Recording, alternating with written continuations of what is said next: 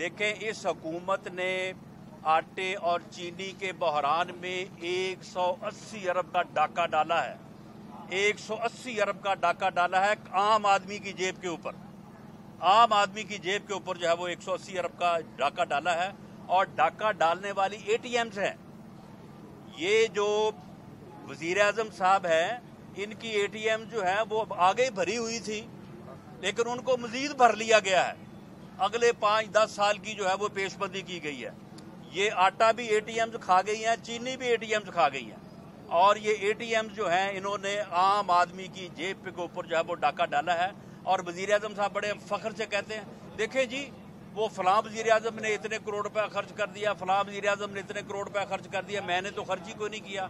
मेरा खर्चा तो मेरे दोस्त बर्दाश्त कर रहे हैं। दोस्त नहीं बर्दाश्त कर रहे हैं, आपका खर्चा आपकी एटीएम्स बर्दाश्त कर रही है। और ये एटीएम्स को आपने भरा है आइंदा के लिए, कि आइंदा जो है वो 5-10 साल के लिए एटीएम्स भरी रहें। यानी 5 करोड़ का खर्चा बचा के, और जो है वो 5 करोड़ का खर्चा बचाते हैं, और एटीएम जो है वो 5 अरब रुपया कमाती हैं।